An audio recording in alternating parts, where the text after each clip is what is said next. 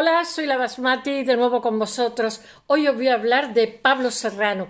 En realidad ya tenía cerrado el tema, no he hecho el blog, pero tenía cerrado el tema. Pero de pronto miro vídeos para colocar al blog y tal, por mirar, por tener, no ir tan, nació no sé dónde, se murió no sé qué menos, expuso aquí, allá, acullá, porque es que al final da igual de quién hablemos, son todas las biografías iguales, son muy frías y justamente los artistas lo último que son es frío.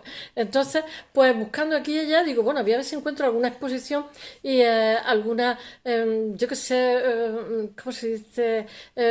Curadora que dé una explicación de Pablo Serrano, que sea, no sé, una explicación tan fría de nació aquí, murió allá, y efectivamente la he encontrado y me ha parecido maravillosa. Tengo que leer cómo se llama Lola Durán Úcar. Me ha parecido maravillosa.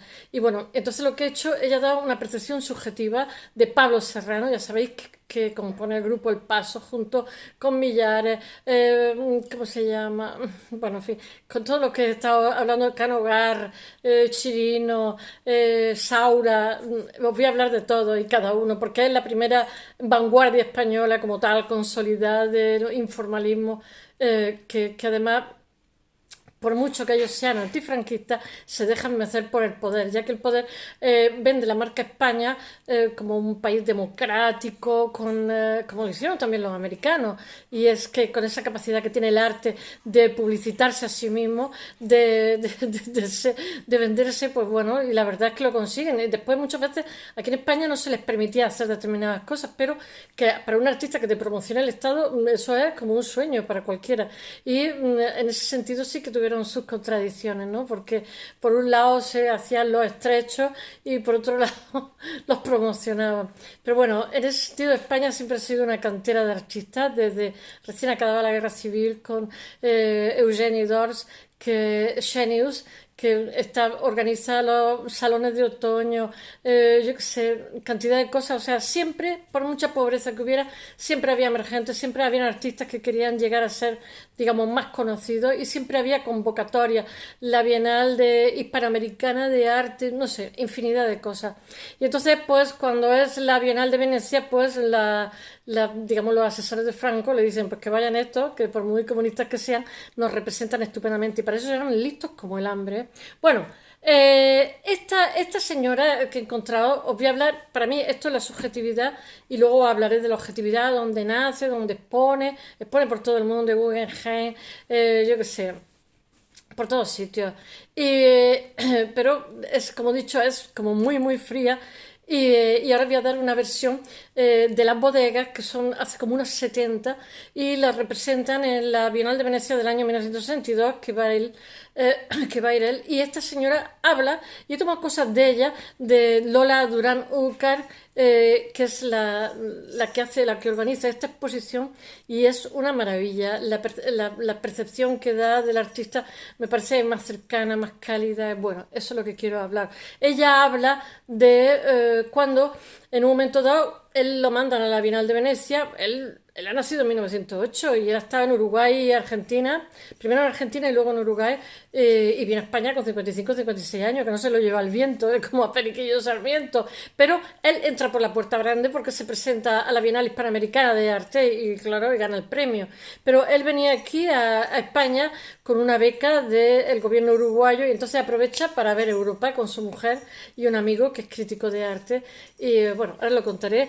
Yo siempre os cuento el final al principio, ya sabéis que tengo esa debilidad, pero resulta que cuando ven Centro Europa, ven Italia, pero claro, se quedan fascinadísimos con Pompeya y Herculano, con la lava, con esos cuerpos calcinados, con esa organización del espacio. Yo incluso hoy no sé cómo titularlo, no sé si poner Pablo, o sea, la conquista del espacio Pablo Serrano o poner el conciliador Pablo Serrano, porque era una persona muy, muy conciliadora. De hecho, era una persona súper buena gente, pero tampoco fueras de canto con él que te pillaba, porque por ejemplo el Meliá, esto lo cuenta ella, la cadena de hoteles que son maravillosísimos, le encarga en los 60 que le haga una escalera escultórica y se lo hace, pero él tenía costumbre de, yo qué sé, pues si había martillos, sobraban cosas, se lo pegaba a la escultura. Las escaleras son muy escultóricas, las buenas, buenísimas. El caso es que termina la escalera y al cliente no le gusta y cogen y la destruyen y no le dicen nada al artista. Y él pregunta por la escalera, ¿no? Que no se ha puesto, no, pero las tenemos en un almacén, le mientan y tal. La destruyen y la tiran, ojo. Y dice, bueno, si no la queréis no pasa nada, yo la cojo y la reciclo o la pongo en otro sitio. No, no, no, la tenemos en un almacén guardada hasta que se entera, le mienten y le mienten y le mienten. Hasta que se enteran que la ha destruido esta cadena hotelera. Entonces coge y dice, sin problema, no tenemos nada más que decir. Entonces va al juzgado y los denuncia. Y gana el pleito. Y tienen que indemnizarlo, etcétera, etcétera. Y por primera vez, gracias a este señor, se genera lo que es la ley de autor, un artista se genera jurisprudencia, etcétera. O sea, es la primera vez que un artista denuncia que lo han pisoteado y que, en fin, que no tiene justificación o que este cliente te haya pagado. O sea, el concepto de la propiedad privada tiene sus limitaciones también, en el caso del arte, por suerte. Y ya os digo que lo ganó. Bueno, voy a ver si me centro, porque si no os voy a contar cosas de su vida y soy una costilla. Él está también, con su mujer es también Juana Francesca alicantina. Él es aragonés de Crevillent. Yo no sabía, yo conozco un Crevillent valenciano, pero resulta que hay otro Crevillent aragonés. Y él es aragonés y su mujer es alicantina, Juana Francesca, que es una artista también del grupo El Paso, y también buenísima artista. Y, en fin, ya os hablaré de ella en su momento. Voy a pasar revista a todo y cada uno. Bueno, por primera vez en mucho tiempo no hablo de pintura, por favor, por viva la escultura. Tenemos una tradición de escultores también maravillosa en nuestro país, ¿eh? Bueno, vamos a ver. Antes de empezar a hablaros de las bodegas, esta señora está hablando, que me ha parecido muy interesante, que Iberduero, que ahora es Iberdrola, en un momento dado se reparten el Duero entre Portugal y España. O sea, ya no quieren tantas centrales térmicas, ya hay una protoindustrialización, o como se diga, es que eso de protoindustrialización, el caso es que las centrales térmicas se quedan pequeñas y entonces deciden, digamos, hacer centrales eléctricas, hidráulicas, eléctricas, etcétera. Entonces lo que hacen Portugal y España es que se dividen el Duero, se dividen en zonas para explotarlo cada uno a su manera, como quieran, ¿no? Porque ya hay otras nuevas demandas. Estoy hablando de los años 60, ¿no? Entonces resulta que España va a hacer una central eléctrica puntera, muy, muy vanguardista, muy novedosa. Está como en experimentación. Y entonces deciden lo de Iberdrola, Iberduero, como se llamaba en aquella época, digamos, esa obra que van a hacer, ya unir a la vanguardia de artes, que los españoles somos un poquito chalados, que estábamos, nos creáis, y entonces, bueno, vale, pues bien, pues entonces se llama un escultor, este señor resulta que ha ido a la Bienal de Venecia en el año 62 con yo no sé cuántas piezas, 23 piezas, y entonces eso lo consagra realmente. Él ya había expuesto en el MoMA, ya había expuesto en montones en todo el extranjero, en la Marlborough, montones, pero eso es como cara nacional, dicen, bueno, queremos un escultor, pues porque es el number one en este momento, etcétera. Está, en fin, hasta formar parte del grupo El Paso, bien. Y entonces, pues, digamos, se hacen como 3 maquetas de 3 posibilidades. Y bueno, pues una de ellas deciden que se haga, ¿no? Y entonces tenían como un arquitecto que era como el intermediario entre los ingenieros, la empresa y el artista. Muy delicado, muy delicado. Entonces él aprovecha por los materiales de derribo y pues ya que tiene que hace un proyecto el que ellos quieren, ¿no? Y entonces pues hace otras esculturas por ahí y les dice los de la empresa, no nos gusta nada. Pero se lo dicen con mucha delicadeza y entonces dicen, bueno, vale, estas piezas son mías, pues vale, ya veré cómo las quito. Entonces lo que hacen es, los otros que son muy finos, muy educados, crean como un parque de escultura en otro sitio y la ubica allí. O sea, todo tiene solución en este mundo, menos la muerte, el resto de cosas está.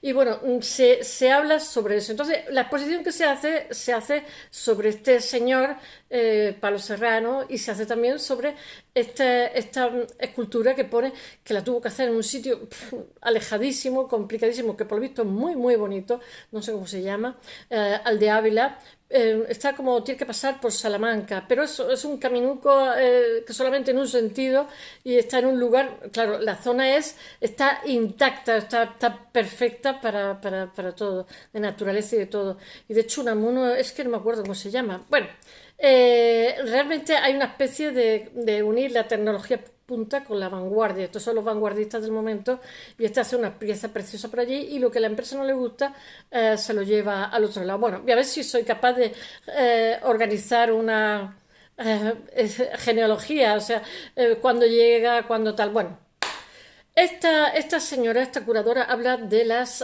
bodegas que crea como unas 70, 70 y tantas bodegas. Luego os contaré su vida con lo que crea todo. Bueno, ella se centra mucho en las bodegas, porque dice que este señor, bueno, voy a contarlo porque si no lo voy a contar al principio, al principio. En 1960 se crean las bodegas para el hombre. Él cuando va a la Bienal de Venecia, que es la que lo consagra, a nivel nacional, pues lo hace con las bodegas que los críticos ven, bueno, ahora lo cuento, sí, como una ambigüedad, ¿no? Porque por un lado él dice que desde que nacemos están basadas en la filosofía de Martin Heidegger. Ya sabéis que incluso hoy día sigue estando muy de moda el concepto del vacío, que no solamente oriental, sino también nuestro, ¿no? Lo mismo que el silencio forma parte de la partitura, ¿no? Que cuando nacemos, él dice que le fascina muchísimo el Estamburgo y ve ¿cómo se llama? Las cuevas primitivas. Y entonces se fascina muchísimo de que los hombres primitivos cavaban como una fosa en la piedra de su tamaño para que la tierra cuando murieran lo albergara, ¿no? Y entonces él decía, bueno, ese cuerpo desaparece, la naturaleza hace que desaparezca, pero no ha desaparecido de todo, porque esa forma que ha tenido de hacerse como un habitáculo, y además de eso el hombre, digamos, nace desde el vientre materno para entrar en el vientre de la tierra, ¿no? Y entre ese intermedio necesita una protección, una cueva, una bodega, ¿no? Pero esas bodegas, que son una serie de 70 y tantos, algunas de ellas tienen como alas, otras tal, y los críticos ven en ellas también como el firmamento, porque ven olas, ven alas, no solamente unas cuevas, ¿no? Y él dice que realmente estos son los pilares, que es lo que yo buscaba, los pilares de su obra, y es el tener una protección en el viaje de la vida, ¿no? Ya sabéis que la diferencia entre los budistas y los cristianos, que los cristianos somos culpables desde el día que nacemos, sin embargo, los budistas son muy protectores en el viaje de la vida porque para ellos el ser humano es muy vulnerable, ¿no? Y entonces el budismo de alguna forma lo que hace también es protegerte en ese viaje que hacemos, en esa aventura de la vida que es maravillosa. Bueno, venga, que me enrollo. En 1955 llega a España, como he dicho antes, primero emigra en el 29 y se pasa bastantes años, primero en Argentina y luego en Montevideo, en Uruguay. Vive 30 años, no os creáis, viene aquí que ya está polletón, que dicen aquí en Andalucía, con 55, 56, o sea, que no se lo lleva el viento. Y en los últimos años se dedica allí está promocionadísimo, tiene muchísimas obras públicas, en la actualidad y todo, sigue estando. Él se dedica a la profesión de escultor y consigue muchísimos premios nacionales en Montevideo, de hecho tiene una beca para Europa. Y cuando viene a España, esa beca lo que hace es sumarla al premio que le dan. Lo hace para participar en la Bienal Panamericana, ya sabéis que la organizan Leopoldo Panero, Pío Cabanilla, Fraga, que son los que sustituyen en el año 50. Dejamos de tener un aislamiento económico por parte de Estados Unidos y entonces como hay la Guerra Fría, lo que se hacen son se colocan bases americanas en España, Morón, una serie de sitios en Madrid, bueno, en Alcalá creo, en una serie de lugares de España, porque España es un punto estratégico en la entrada al Mediterráneo, etcétera, ¿no? Y entonces pues ahí se abre la embajada, se permiten los créditos internacionales y tal. Y entonces lo que hace Franco es hacer un cambio de gobierno, entonces desplaza a la antigua guardia que sale echando espitosa y mete, digamos, los nuevos cachorros en los años 50 que son gente muy preparada intelectualmente, que sabe idiomas, etcétera, etcétera. Y esto lo que hacen es animar yo qué sé, el establo, el gallinero, y entonces se organiza esta Bienal Hispanoamericana de Arte que tiene muchísima, pero muchísima repercusión, trabajaron como locos. Y él obtiene el premio de escultura, nuestro Pablo Serrano, ex aequo, con Ángel Ferrán, que también es otro artista maravilloso, que ya hablaré de él porque siempre hablo de pintores, pero nunca de escultores, que es lo que debía. Que si a mí lo que me gusta es la escultura, que se puede rodear, no tiene sombreado ni tiene truco. Es otro de los grandes del siglo XX español.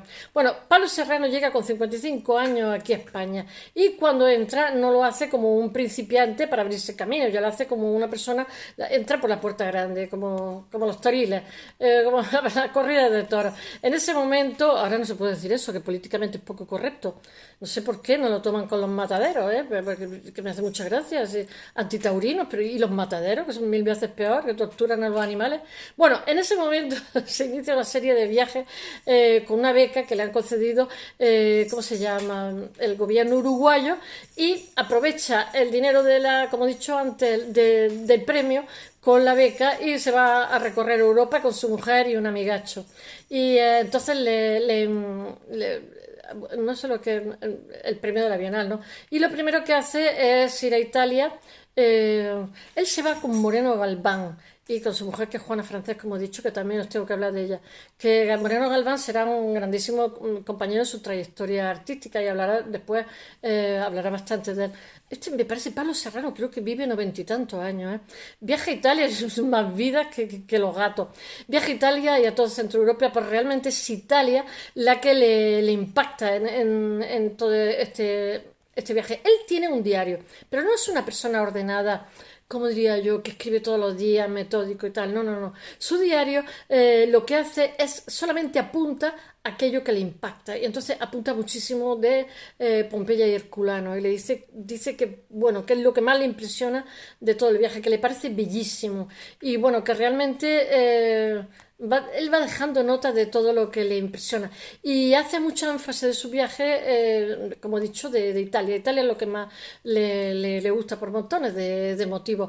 Y realmente lo de Pompeya Herculano lo ve como una lucha inútil entre el hombre y la naturaleza, pero dice que entre medio de todo eso ve muchísima espiritualidad, por lo pequeños que somos y lo indómitos, por decirlo, ante la naturaleza, ¿no? Y él encuentra que la lava en los cuerpos calcinados encuentra una grandísima pequeñez del ser humano, que no valemos nada, pero por otro lado, al mismo tiempo que descubre esa destrucción, ven que en todos esos elementos hay como un aura espiritual. Es decir, que posteriormente sea lo espiritual realmente es lo que lo convierte en arte, ¿no? Y lo que lo convierte en una cosa fascinante. Quizás es el motivo que le lleva a construir sus piezas con desechos que une y ensambla. Yo pienso que también estaba en aquella época la sensibilidad del arte povera, que todo el mundo, yo qué sé, se hacen esculturas con restos, con desechos. Bueno, él recoge material de vertederos y unifica dando una... Yo lo que pasa es que lo que he visto ha sido bronce, yo no he visto nada de vertederos, pero bueno. Él unifica como una pieza entera. Otro de los rasgos, estoy dando los rasgos reveladores que al oír esta curadora me ha iluminado, porque el discurso que tengo, que ahora os lo contaré, pues nace no sé qué, hace no sé cuánto, y digo, más de lo mismo. Bueno, que cuando va a ver las tumbas íberas a Burgos se queda muy fascinado de lo que hacen, de cómo los hombres primitivos tallan sus cuerpos en la roca, haciendo que luego lo que luego serían sus tumbas. De alguna forma, el subconsciente de ellos ya está en el subconsciente el concepto de vacío, la existencia, el ser y el no ser, lo aparecido y lo desaparecido, que eso él lo lleva a rajatabla totalmente. Bueno, cuando descubre esas tumbas, los cuerpos no están ya ahí por acción de la naturaleza, pero sin embargo, la huella que ha dejado la tumba y tal es como muy espiritual, muy artístico. La presencia y la ausencia, o sea, eso lo explota muchísimo en su discurso artístico. He de deciros que empiezo a descubrir esa cualidad y la desaparición, que tiene una parte como muy, muy espiritual. A mí también me parece muy bonito. A mí me gusta también y mirar cómo... Estaba yo viendo lo del entierro del duque, el marido de la reina Isabel, y entonces sale su caballo con sus guantes y su sombrero, ¿no? Él adoraba los carruajes, digo, es verdad. O sea, lo recordamos, ¿no? En el carro con su sombrero y sus guantes. Bueno, estos dos conceptos son el fundamento de su obra, la serie Bóvedas, como he dicho antes, que muestran el dolor y a la vez muestran el refugio. El ser humano nace en el vientre de la mujer, pero va a parar al vientre de la tierra y en ese camino necesita un asidero, necesita refugiarse, tener una cueva, algo que le proteja. La verdad es que eso es muy subjetivo, porque unas personas eligen pues hacer canales y hablar de arte. Que lo vea poca gente. Bueno, todos tenemos nuestros recursos. Realmente necesitamos en ese intermedio guarecernos, agarrarnos a algo. Y de ese pensamiento emerge la serie Bóvedas para el hombre. Esa escultura de bronce tiene aspectos rocosos. Hay veces que llevan como trozos de ladrillo por la superficie. Son como pequeñas cavernas, un lugar donde esconderse, guarecerse, un lugar de protección. Para algunos críticos, como he dicho, hay una dualidad, porque muchas veces se abren y por un lado son un refugio, pero por otro lado se abren al firmamento. Y no sé qué puedo deciros más. Y entonces realmente encontramos que están arraigadas en la tierra, enraizadas, pero al mismo tiempo se expanden. Hay 70 bóvedas, quizás unas pocos más, y hay algunas que tienen alas, otras que parecen olas, y yo qué sé. Y que realmente, ¿qué es lo que hace? Una de esas bóvedas es lo que hace, les da a elegir como un menú a los ingenieros, que son los que deciden, y eso realmente es lo que hace en la entrada de la central eléctrica. Realmente, más que bóveda, a mí lo que me parece que yo es una instalación, pero bueno, como estamos en el año 62 o por ahí, o 63, en Aldea de Ávila. Y bueno, que para Iberdrola, que va a ser allí una central muy puntera y que entonces lo que hace es, digamos, llevarse al escultor más puntero del momento, al más vanguardista. Con estas bóvedas, él, como he dicho, se selecciona para la Bienal de Venecia de 1962 y el Estado promociona la marca España a través de los del Grupo El Paso, que eran antifranquistas, pero que se dejaban mecer por el franquismo. Y porque realmente es una promoción gratis de Papá Estado, que eso es carísimo por los lugares más maravillosos del mundo y que eso supone después encargo, el que tu nombre sea conocido, o sea, el sueño de una noche de verano para un artista. Bueno, Pablo Serrano con sus compañeros del Paso suponen la renovación del arte de posguerra del siglo XX. Representa a la España con 23 esculturas que además tiene el segundo premio. Es muy discutido este premio que se da porque realmente el primero se da a Giacometti, que por aquel entonces ya era ya súper anciano, pero bueno, Giacometti es maravilloso, todo hay que decirlo. Y bueno, pero que a nivel mundial es uno de los escultores más importantes. En esta época él ya ha expuesto en el MoMA, ha expuesto en París, en la Marlborough, en Londres, pero la Bienal de Venecia realmente es lo que lo consagra, porque a partir de entonces cuando le hacen, es que la mayoría de estos premios, como yo os cuento del Pritzker, lo que te dan es una publicidad, que eso vale muchísimo más que el dinero que te puedan dar. Realmente lo consagra la Bienal de Venecia como el escultor español de los años 60, uno de los más importantes escultores del panorama internacional. Es el principal motivo por el que Iberduero o Iberdrola actualmente, que construye una central eléctrica, los selecciona como artistas y bueno, a Pablo Serrano. España y Portugal realmente se han repartido el Duero. En esta zona de Ávila, bueno, que está en los Arribes. Ay, es que no me salía. Unamuno, digamos, canta los Arribes, porque por lo visto es un sitio preciosísimo, pero un sitio dificilísimo. De hecho, la misma exposición dice que no han traído más piezas porque allí no puede entrar ni una grúa, porque no puede, hay un caminillo ahí de tierra pequeño y angosto. Y la obra de Iberdrola es novedosa tecnológicamente y lo que desean es aunar vanguardia tecnológica y vanguardia artística. Y bueno, que en realidad hace 3 maquetas, como he dicho. Bueno, voy a ver si os doy un poquitín de su vida y bueno, que nace en Crevillent. No es Crevillent como los valencianos, es un pueblo que he vivido al lado un montón de tiempo, sino Crevillent.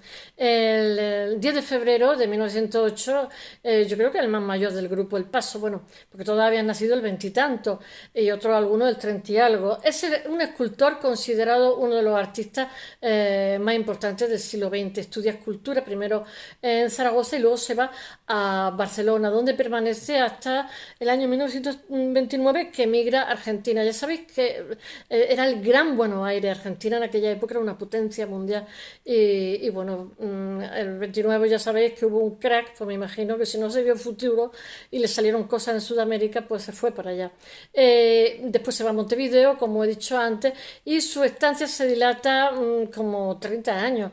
En esos años su obra destaca una serie que son Los Toros, que tienen casi como una pureza de forma, etcétera, comparables con los de Constantin Brancusi. Él tiene influencia de Brancusi. En estos años, no sé si había estado en Madrid, pero si había estado en Madrid os habréis tropezado con alguna de sus piezas, porque yo lo estaba viendo en fotografía y digo, anda, una que había como una escalestra y bajo estaba, digo yo, anda, pues si la he visto 40 veces.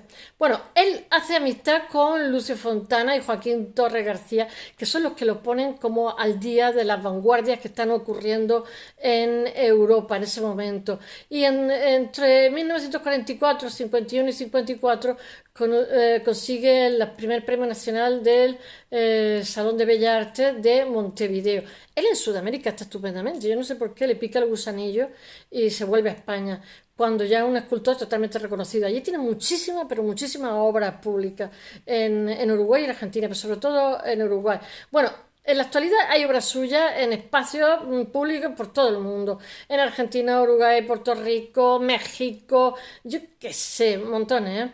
Y obras en los museos principales de todo el mundo también hay, ¿eh? Él cuando viene aquí ya está consagrado, ¿eh? Le debió de picar la gana de volver a su tierra. A todos los emigrantes les pasa, o a casi todos. En 1955 regresa a España tras obtener el Gran Premio en la Bienal de Montevideo en 1955 y ese año gana el Gran Premio de Escultura, como he dicho, de la Bienal Hispanoamericana de Arte, que lo gana ex aequo con otro escultor.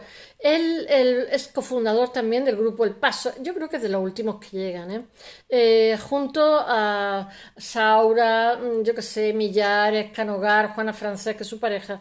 Y el grupo se convierte en el movimiento de vanguardia que introduce el arte abstracto en la península, el movimiento de vanguardia más importante. Ya sabéis que aunque os he contado el Dau al Set, realmente este grupo es el más cañero. Y bueno, es el que tiene más auge ¿cómo se llama?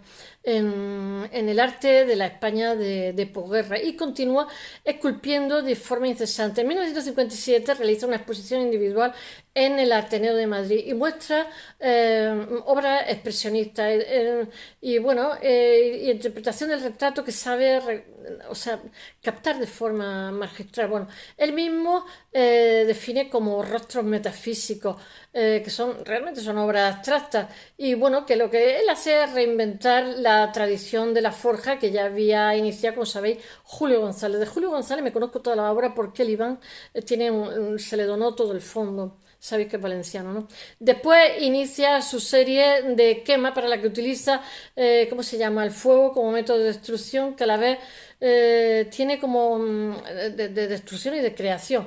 Tiene experiencias novedosas, como la experiencia sobre el volumen, el vacío, como ya os he dicho antes, que los pilares suyos son la presencia, la ausencia, el ser, no ser, el concepto de vacío. Y basada en la teoría de Martin Heidegger, como he dicho, y realiza obras en muchísimos centros públicos, por eso me entran ganas de colocar la idea de la conquista del espacio. Lo que pasa es que por otro lado es muy conciliador y siempre quiero dar como un patrón de quién es la persona de quien estoy hablando. Bueno, él ya expuesto en Milán, en Berlín, en Nueva York, en el MoMA, o sea, que está consagradísimo, expone en los principales museos de Europa y todos tienen obras suyas, y América convertido en uno, o sea, es uno de los artistas más influyentes y de los, bueno, quizás de los más importantes escultores de la España del siglo XX, de la segunda mitad del siglo XX. Bueno, participa en la exposición itinerante de New Spanish Painting and Sculpture, que durante 2 años se puede ver en el MoMA de Nueva York y en Washington, en Chicago, New Hampshire, entre otros. En 1962 representa el pabellón español, como he dicho antes, con 23 obras en el pabellón en Venecia. con las bóvedas, que ya antes os he dicho, bóvedas para el hombre se llaman realmente. Bueno, en 1964 esculpe la serie Los Fajaditos, realmente formadas por figuras así que están como amordazadas, en la que se quiere realizar una, ¿cómo se dice? Una metáfora de la respuesta de la campaña franquista de los 25 años de paz con el mismo objeto. Lo que hace es, que lo sé también, el otro día estuve hablando yo, los fajaditos, que también lo hace Manuel Villares también precisamente en esta época. Bueno, pero si eran un grupo y eran amigos, es normal. Manuel Villares hace también, ¿cómo se llama? Los artefactos. Bueno, en 1967, que si no me voy a poner a hablar de Millares y se me está haciendo ya tarde, en 1967 expone hombres con puertas ¿cómo se llama? Con puertas en el Museo Guggenheim de Nueva York. En 1973, el Museo Español de Arte Contemporáneo, que es la actual Reina Sofía, Centro de Arte Reina Sofía, le dedica una antológica y ese mismo año expone en el Museo Nacional. Él crea su fundación, como casi todos los artistas cuando se hacen muy famosos, lo que hace es concentrar una grandísima parte de su obra en un lugar de exposición y a su vez crea una serie de salas para emergentes, otras salas para intercambio y bueno. Eh, mm, eh, bueno, él tiene un estudio en París que ha pertenecido a Alberto Giacometti, tiene ese fetichismo. Y también tiene, o sea, se va con frecuencia a París. En 1973, bueno, es que todos los exiliados españoles están por allí. Hay más gente, había medio millón de españoles entre los republicanos y tal. En el cinturón de París, medio millón de españoles. ¿Eh? Por eso yo la primera vez que fui a París, que yo no sé francés ni pum, me ponía a decir, s'il vous plaît, no sé, y me oían así, acento español, y me decía, ¿qué quiere usted? Yo digo, pero aquí que todo el mundo habla español o qué? Y claro, son hijos, nietos, y aparte que lo estudian también en el bachiller. Bueno, en 1973 se muestra la Exposición Internacional de Escultura en la calle Santa Cruz de Tenerife, donde hace una obra que es un homenaje a las Islas Canarias. Y es que sabéis que el Paso tenía canarios, tenía bastante canarios, estaba César Manrique, estaba y no estaba. Es que Millares, que os conté el otro día, o sea, es que ni uno ni dos, había un montonaco de buenos artistas. Y entonces, bueno, aparte que las Canarias son maravillosas, lo digo de verdad. En 1975 retira su obra de la exposición Telecom 75 por los fusilamientos que ha hecho Franco, que se realizan. Eso me parece muy bien. Esto está en Ginebra y entonces allí protesta de los últimos fusilamientos de la dictadura franquista. Eso fue desastroso. Y en 1980 se le dedica una exposición antológica en la Fundación Gulbenkian de Lisboa. Os tengo que hablar un día de esa fundación que es muy interesante, porque esa fundación, este señor era un millonario, no sé si era turco, y con la Primera Guerra Mundial tenía una colección gigantesca y se iba a Estados Unidos. Entonces no sé lo que le pasó al barco antes de atravesar el Atlántico, de esas paradas técnicas que se hacen, ¿no? Paró en Lisboa, le pareció tan hermosa que dijo, no, no, no, este va a ser donde voy a colocar yo mi colección de arte. Y allí está la Gulbenkian. Os tengo que hablar un día porque es un bestial. Pero es que Lisboa es muy bonita y además tiene un algo y los portugueses también. Aquí, defendiendo a los canarios y a los portugueses. Bueno, y Estambul, que es mi ciudad fetiche. Y Basilea, Basel. En 1982 le es concedido el Premio Príncipe de Asturias de las Artes por la... ya estaba viejísimo, pero seguía trabajando por su hora. Bueno, en 1982 hace una exposición él solo en Moscú, cosas que ningún español, y en el Hermitage también de Leningrado, bueno, de San Petersburgo, es que ya no sé, ya no sé cómo llamarlo, que es el primero y único español que tiene acceso, siendo en este momento el único español que expone de forma individual en el mismo. En 1985 expone en el Guggenheim de Nueva York, divertimentos con Picasso. Se hacen unas piezas que yo las voy a colocar en la guitarra y el cubismo, que es como un homenaje, pero en versión escultórica, y es muy bonito. Bueno, realmente muere en Madrid el 26 de noviembre de 1985 y lega parte de su obra al Museo de Pablo Serrano de Zaragoza, que yo creo que la curatora esta debía de ser de allí, que es responsable de investigar, exhibir y difundir su obra y que realmente muestra su interés por, bueno, por incrementar y por hacer obras. Bueno, él tiene obras por todo el mundo, realmente. En Estrasburgo, en Roma, he estado leyendo en Buenos Aires, en Brasilia, en Santiago de Chile, en Rabat, en Valencia, en Madrid, en Barcelona. Hay obras suyas en todos lados, en el MoMA de Nueva York, en el Hermitage, yo qué sé, en el Pompidou, en el Museo de la Villa de París, bueno, en fin, en la Fundación Gulbenkian, el Middle de Amberes, el Museo Vaticano y en el Museo Reina Sofía de Madrid. Espero que os haya gustado. Mañana vengo con Norman Foster. ¡Qué larguísimo también!